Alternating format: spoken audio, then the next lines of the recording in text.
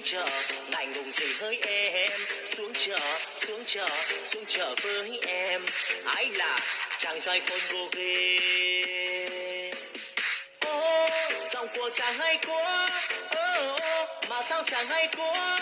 Đường xa nắng đổ mà chúng em vẫn vui chân đi bên em mà chẳng nói được gì. Trong ngực em ái là như có tiếng ngựa phi. Kìa những người con gái có nụ cười đẹp quá, em vui gì mà líu lo như đàn chim trời.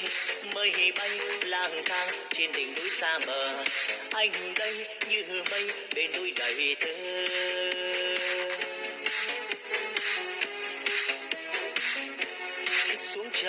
Xuống chợ ngại ngùng gì hỡi em, xuống chợ xuống chợ xuống chợ với em. Ái là chàng trai khôn ngô ghê. Ô giọng của nàng hay quá, ô mà sao nàng xinh quá. Màu xanh tím đỏ nhảy nhót trong mắt em, vui chân mà chẳng nói được gì. Trong ngực em ái là như có tiếng ngựa phi.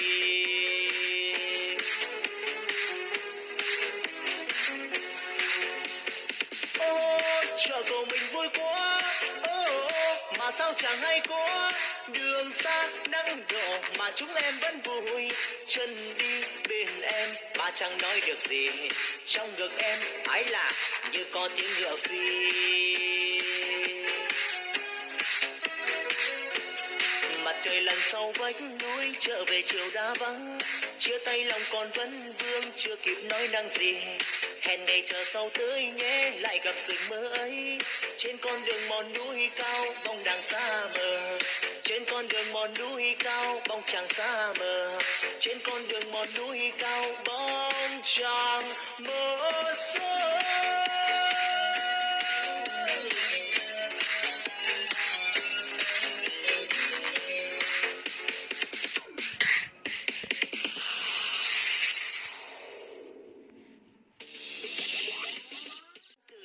Vạch đuôi anh vui gì mà sao bay vang cả cánh rừng. Vui chân ta cùng xuống chợ, bướm trắng bay quanh bên những rừng mơ.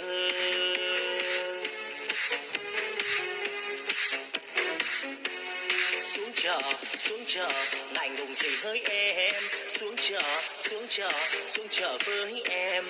Ái là chàng trai khôn ngô ghê. Giọng của chàng hay quá, mà sao chàng hay quá.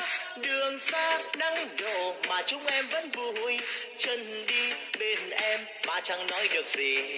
Trong ngực em ái là như có tiếng ngựa phi.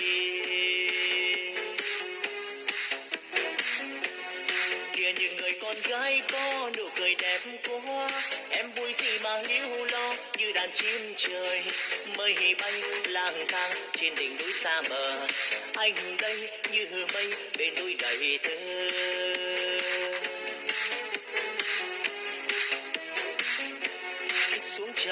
Xuống chợ ngại ngùng gì hỡi em, xuống chợ với em. Ái là chàng trai khôn ngô ghê. Giọng của nàng hay quá,